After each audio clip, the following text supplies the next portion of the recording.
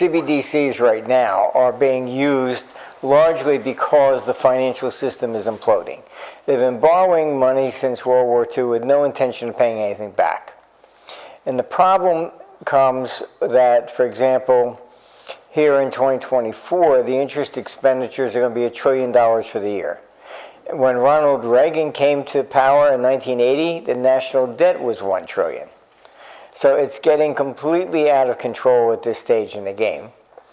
And the way countries default is when you're in these Ponzi schemes, you issue new debt simply to pay off the old. If nobody buys the new debt, then you can't redeem the old one, and that's when the default comes.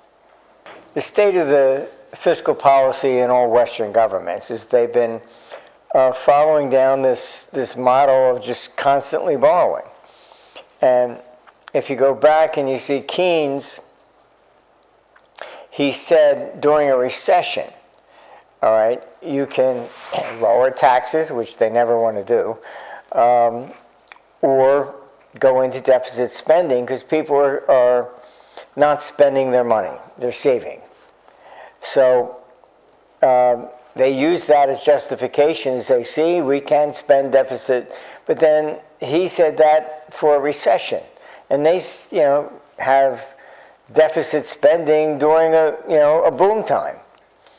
And this is why the central banks, which a lot of people blame, are not at fault. They are in a real dilemma because Keynesian economics is no longer working.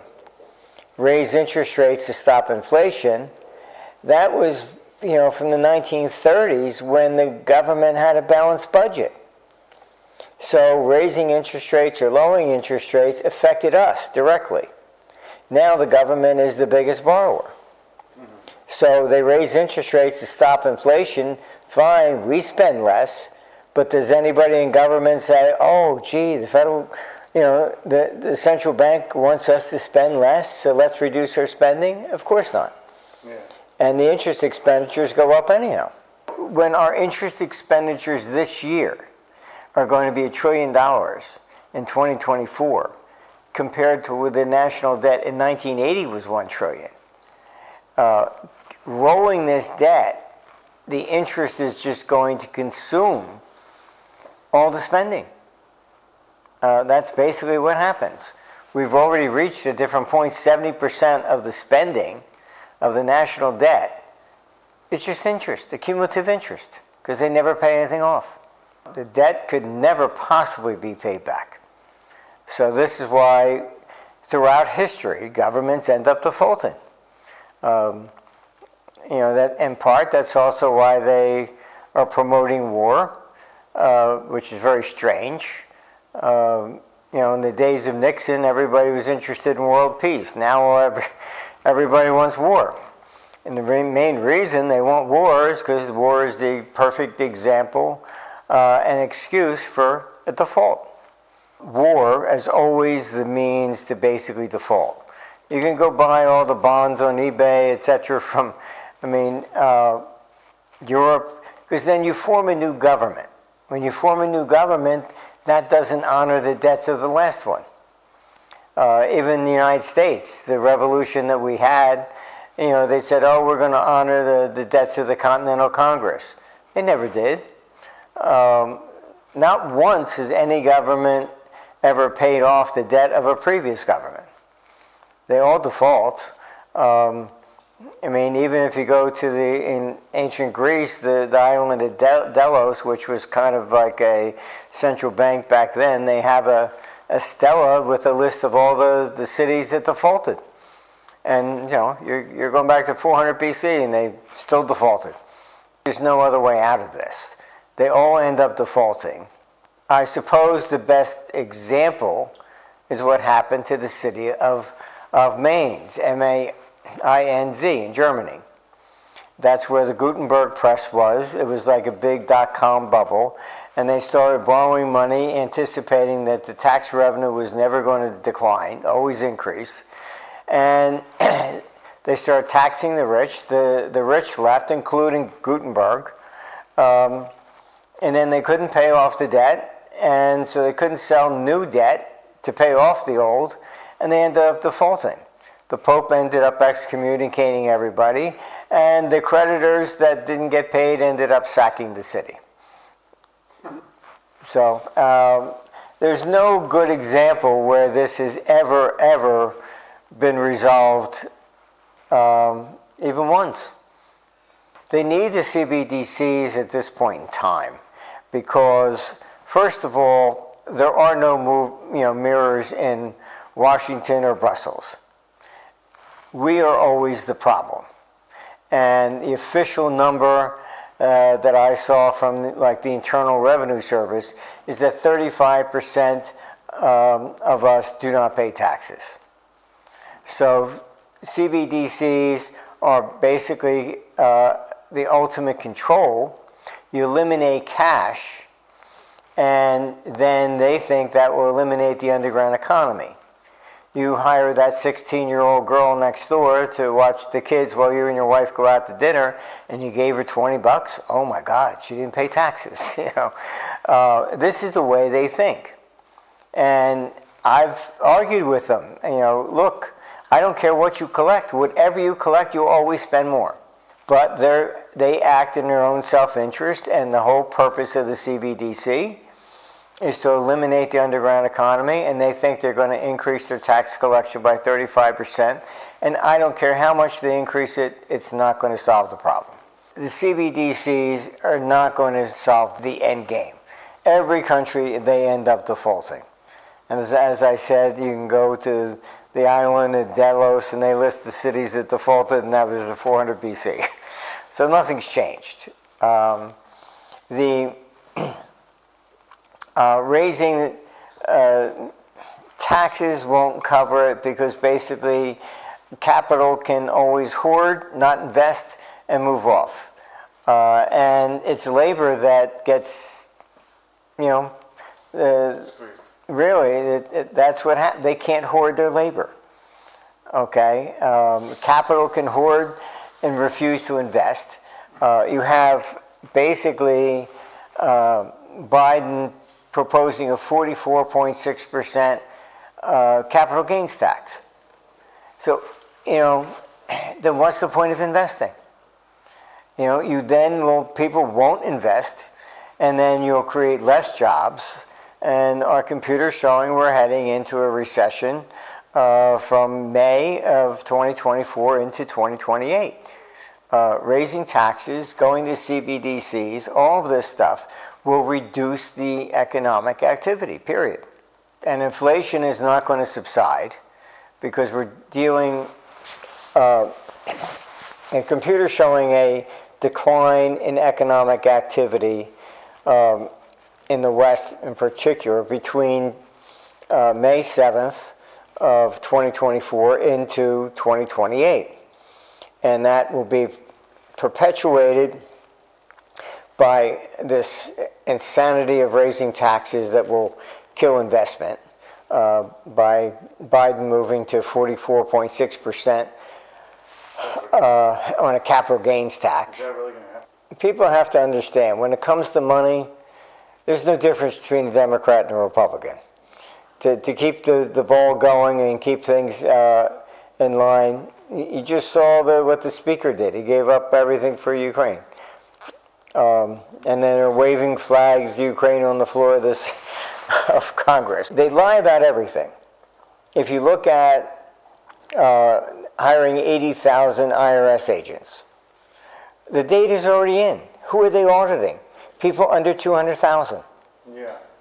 Why? Because if you have a serious business, you have lawyers and accountants to do all that. All right? You don't. It's the small business guy that does it himself, whatever, and those are the people they're after. It's not Bill Gates and Warren Buffett. That always sounds nice.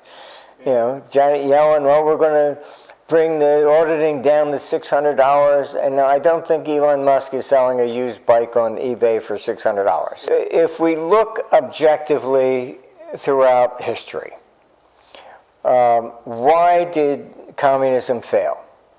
All right. Most people don't know, but Vladimir Lenin actually wanted to model the Soviet Union after the United States. That all these different states would be independent, retain their sovereignty, and could secede if they wanted. Stalin, it's widely assumed that Stalin actually poisoned Lenin and to seize control, and Lenin had actually written a letter, "Do not let Stalin secede me." And he was... But when did it get to the same reason? It fell because... It was Stalin who then seized all control to a centralized government. All right, when you have a centralized government dictating to everybody, they never succeed. Because we have different cultures. Even in the United States. I mean, California, they'll have an abortion up to 1 month before the baby's born. That offends people in the Bible Belt. You have, although a United States, we have basically 4 different types of economies and 4 in different cultures. You can't dictate and say, now I have power because I was elected with 52.9% of the vote, so therefore now it's my turn to oppress everybody else. That's not civilization. The debt is moving exponentially now. The Federal Reserve, as I said, with Keynesian economics, has lost control. If they raise interest rates to fight inflation, what happens? Government expenditure increases. Keynesian economics has failed. As I said, the theory was put forth during the Great Depression when the federal government had a balanced budget. So you raised interest rates, it affected us directly. Today, the government is the biggest borrower. So if the Fed raises interest rates to try and reduce inflation, we may contract, but it has no impact upon the government other than the interest expenditures can continue to rise. So there's no way out of this. The Fed cannot possibly solve the problem because it's not the problem. The problem is simply the government fiscal spending, over which no central bank has control. This is the whole purpose of the CBDCs. A lot of people understand it's more control, but it's worse than that. Okay, they see it as the means to collect more money. They think they'll be able to collect more taxes by 35%. But I don't care if you take 100% of all the money Bill Gates has, Soros, and everybody else. You don't even balance the budget for a year.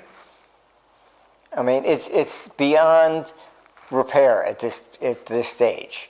So the CBDCs is more an attempt to gain absolute control. Capital controls, they can literally, it's completely programmable. They don't want you to donate money to Trump, because he's anti-democratic or whatever. They can prevent you from donating any money to any particular politician they want. Capital controls, what they will do if there's a war in Europe with Ukraine and Russia, they'll put capital controls on so you can't take your money out of Europe. These are the things that they have always attempted to do. All right, but with CBDCs, it will be 100%. This is the ultimate goal of government that, like I say, they never look at themselves. It's always we are the enemy. Honestly, we need term limits because you're never going to have a government by the people or for the people as long as there is a perpetual political class. The solution here has been often clouded because you have a lot of people pointing the fingers at the Federal Reserve. And it's just nonsense. The Federal Reserve is not the problem. All right, it is the only thing that is functioning, actually. And people don't know the history, but in World War II, the government said, okay, we're going to war, so the Fed was directed and complied with putting a cap on interest rates, so interest rates didn't rise dramatically during World War II. Then the White House asked them to do it again for the Korean War, and the Fed refused. We're not going to do this all the time. And so that was the big rift. It made front page news back then. And the Federal Reserve refused to follow the White House. So just in December 23, and you have to understand central banks, when Powell came out and said the spending is unsustainable, this is the first time the Federal Reserve has publicly criticized the White House since 1951. The central bank cannot prevent this, cannot deal with it, because they have no control over the fiscal spending, period. So if you want a stable government, it has to be a government that is not allowed to borrow money, because they will always borrow money to bribe the people to retain power. All right, we need term limits to return the government to the people, by the people, where you're there and say, okay, fine, looks good on your resume. I did my 2 years in Congress. I donated my time for the nation. This is what you need, and we have to understand that when the founding fathers created it, Congress would only meet a few weeks of the year. It wasn't full time. That started like more after like 1820 or so. And then to get salaries, that's how they got people to sign on with the North during the Lincoln era in the Civil War. Vote for us and we'll give you a salary all year long. And so your permanent salaries came in the 1850s. Before then, there was no, you donated your time to the country.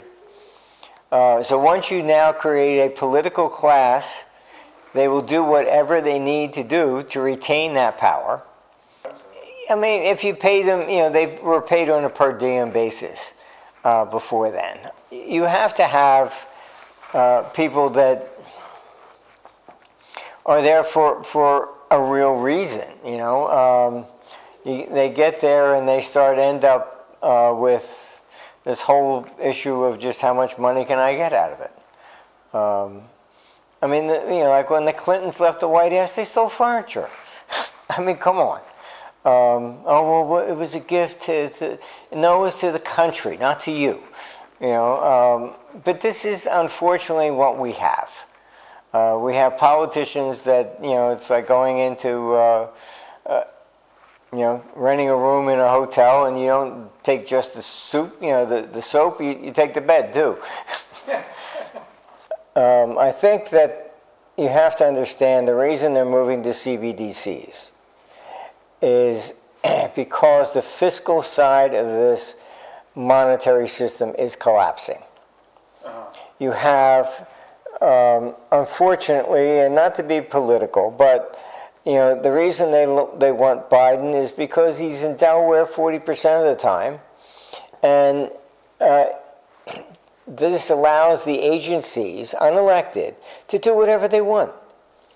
And he should be there. A president's role in these cabinet meetings is to be the referee.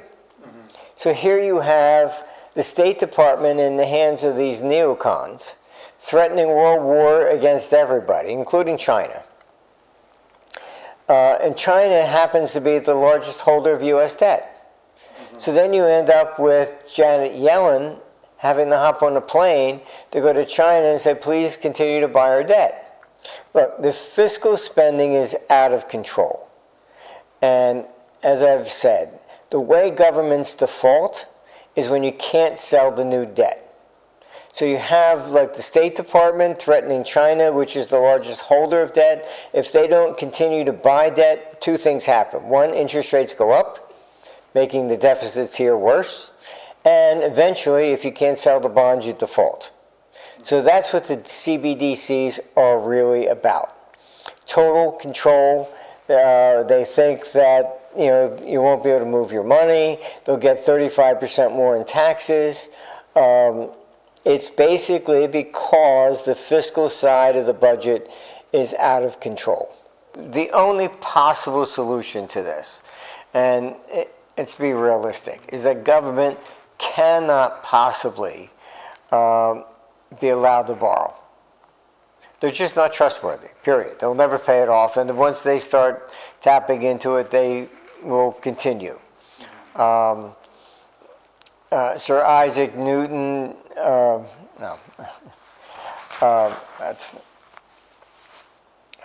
once they start borrowing, they will just continue.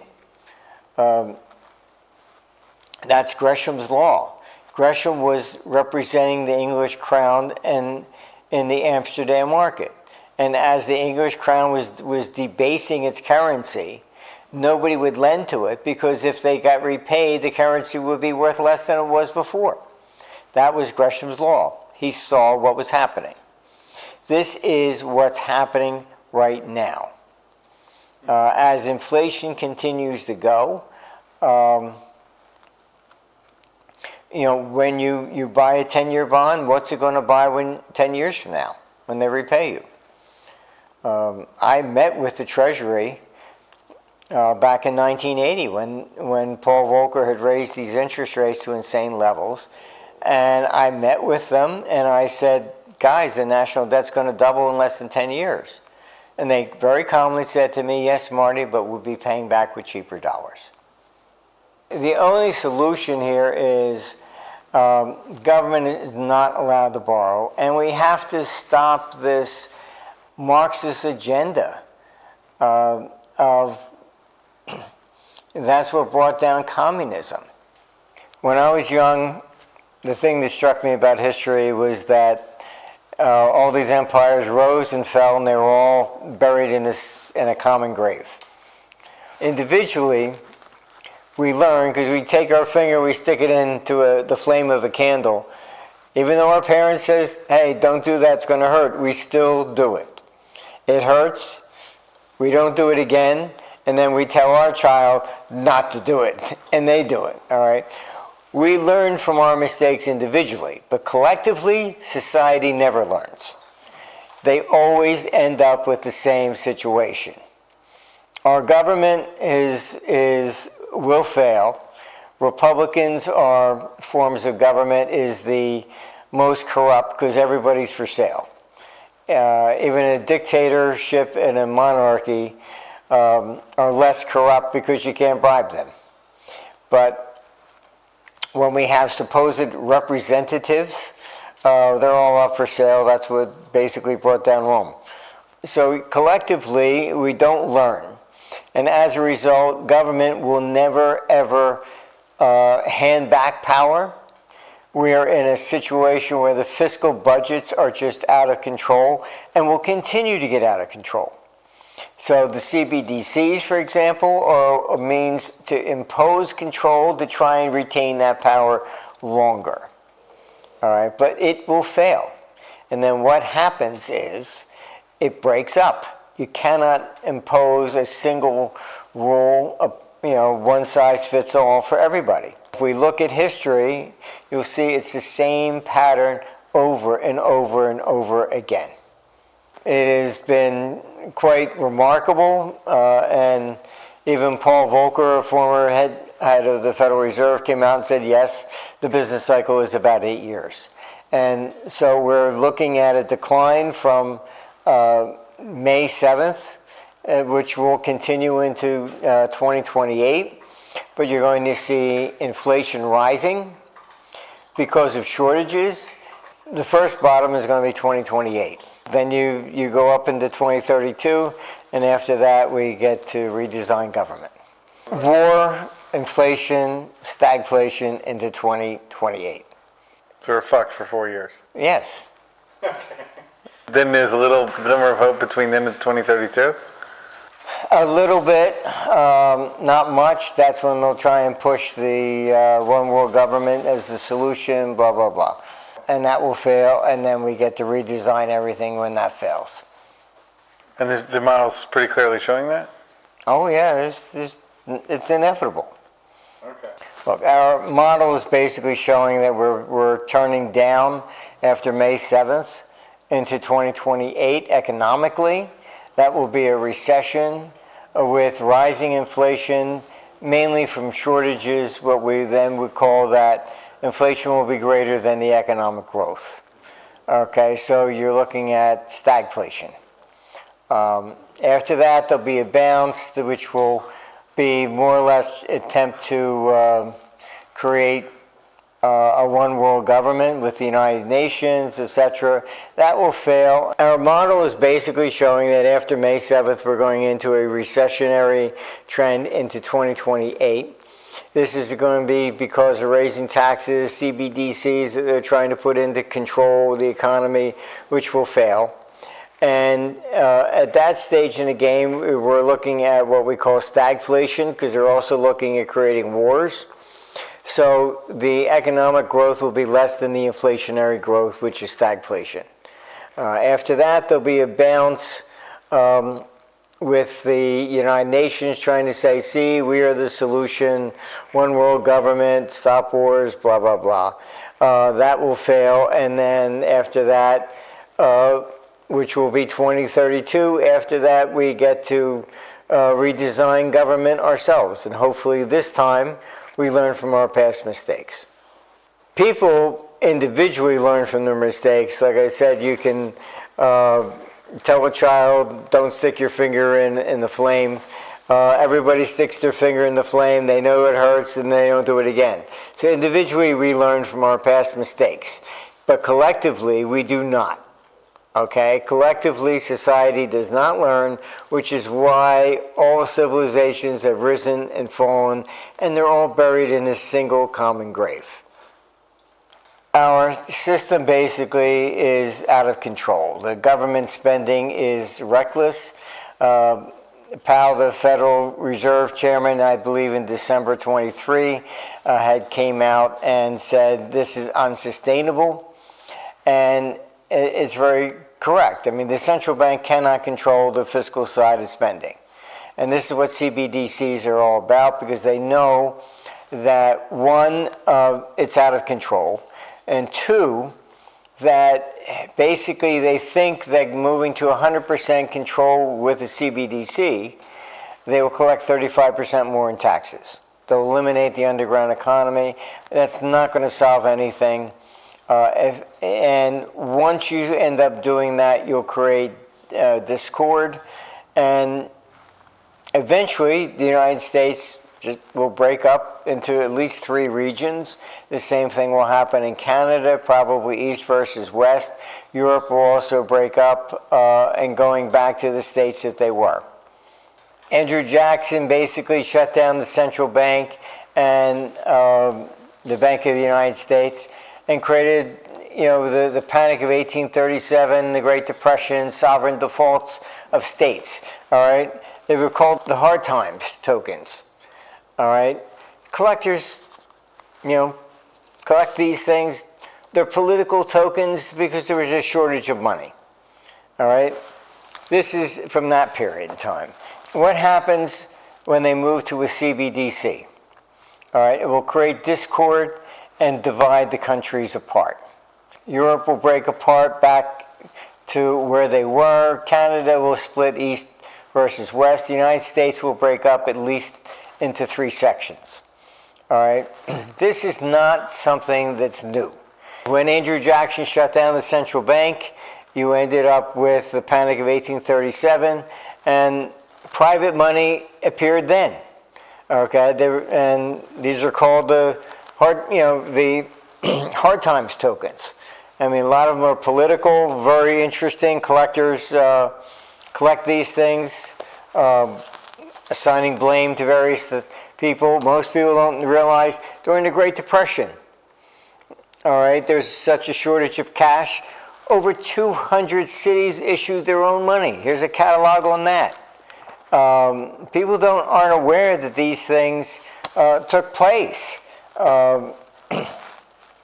You have, no matter what period in time, from the Civil War, and you're looking at the private counties issuing, companies issuing.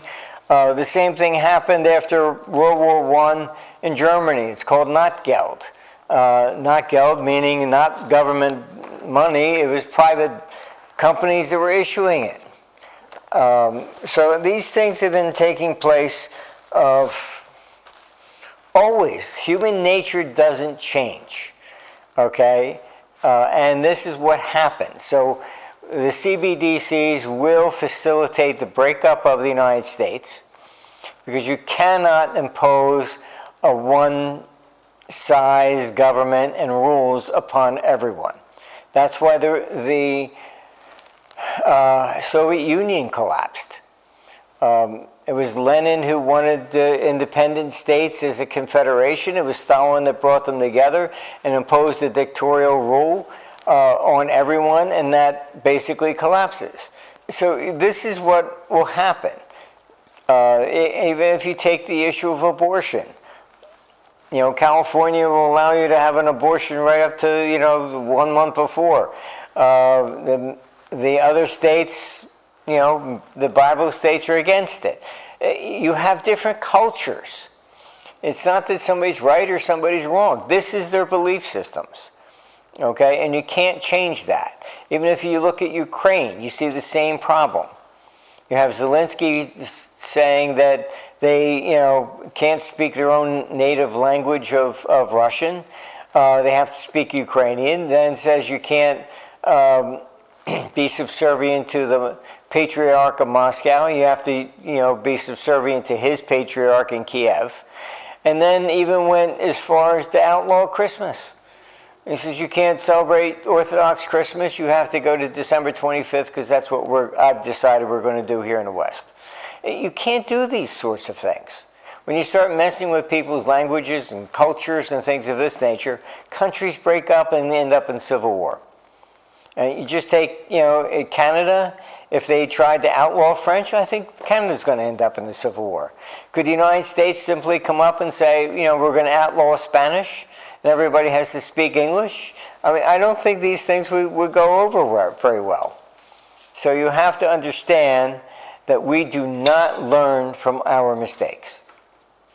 If we look at history, the only possible solution is the government must be banned from borrowing money. All right, because government will only act in its own self-interest. They will never hand back power. They're incapable of ever paying off debts. That's why they always default.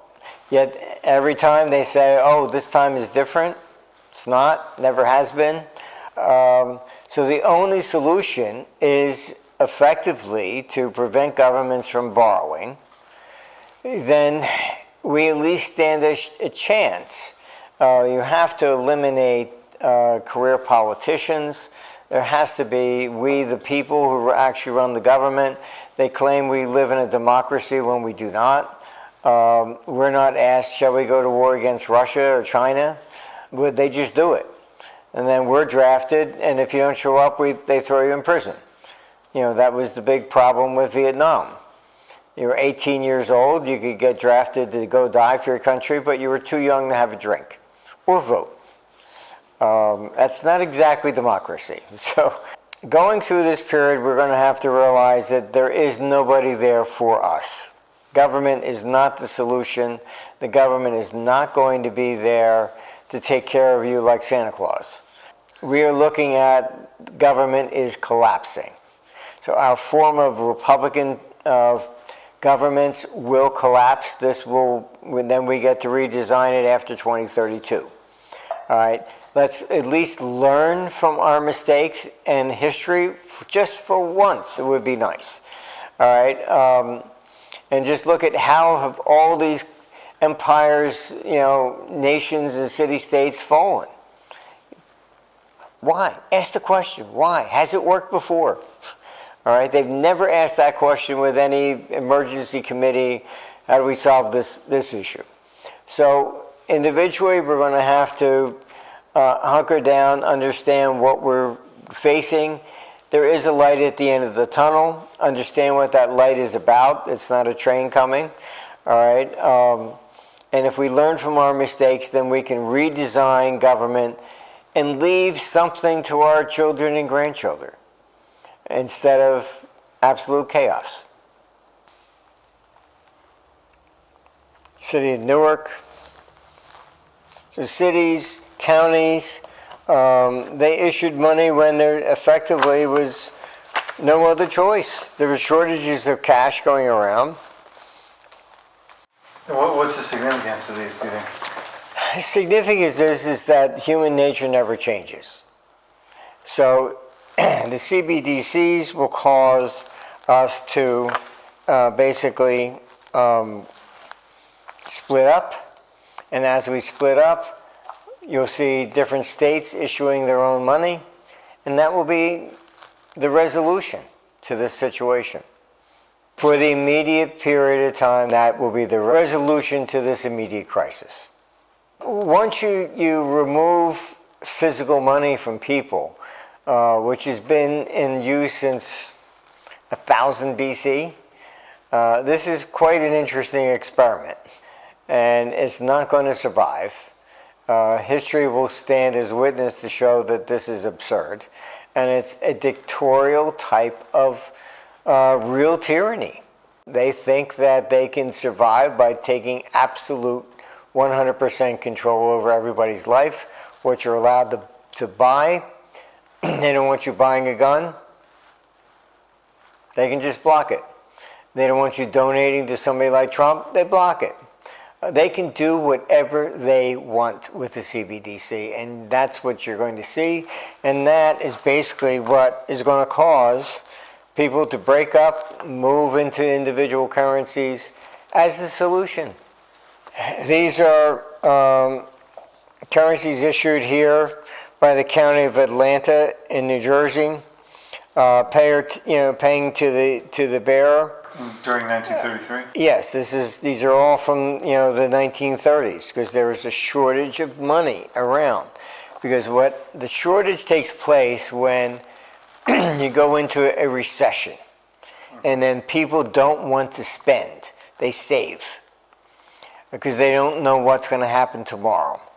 And that's why, like the central bank in Europe went to negative interest rates in 2014 to try and force people to spend. So what did they do? They took the money out of the bank. You can't force people to do something that is against common sense. And that is what they've always done, and it has always failed. And that's what the states and cities and counties will be able to issue their own money, and that's the resolution to a CBDC. Is that a hopeful message, or? I think so. That they're not going to survive. CBDC is not going to be what they think they're going to accomplish with it. The government is going to think that they can force everybody into their agenda with a CBDC, and this is the solution to it. You will see private currencies take place, and people will use even gold coins, silver coins, anything from a physical perspective. I mean, when they put people in prison, what became money? Packages of cigarettes. You cannot prevent, even in a prison economy evolves. The cryptocurrencies, I believe, Bitcoin was most likely created by the government to sell this idea of a CBDC. They're not the solution. They're not a store of wealth. They can basically seize anything because it's not tangible. If anything that you want to be able to protect is going to have to be in physical form. A cryptocurrency is not an alternative to the central bank. That's all propaganda. And they can eliminate it with the stroke of a pen. Once they accomplish the CBDCs, and what they're really doing with it is having the banks create it. Banks are already subject to their rules, whereas a bank has to file suspicious activity reports. A bank can look at whatever you're doing and tell the government you just sent money to this person who looks suspicious. Whereas the Federal Reserve will not do so, all right, because they would need a search warrant to look inside your account and who's doing what. The bank doesn't need a search warrant, it just reports what you're doing. So therefore the CBDCs will be regulated by the central bank, but they will actually be private. And people will think that's safe. It's not, it's even worse. As the government attempts to force CBDCs upon everybody, there will be the resolution of going to private as they break up the country, because people are going to see that this is a very dictatorial type of system. So what will happen at that stage in the game is that people are going to look for alternatives, and that's what all these private, currencies have done during the American Revolution, the Civil War, and the Great Depression. There's plenty of these things that have existed. I mean, you have also private coins being issued going back during the Panic of 33 AD. I mean, so human nature does not change. All right, we will look for an alternative, we will create an alternative, and the CBDC system will be defeated. People will move to private currencies. I mean, coins even exist from 33 AD, from the panic at that point, private coinage. People will respond, and the CBDCs will collapse. This is inevitable. They will fail to be able to control society, and this will be the end of that, and will take down with it the governments, and we'll get to redesign government fresh all over again, just as the Founding Fathers did in the 1770s.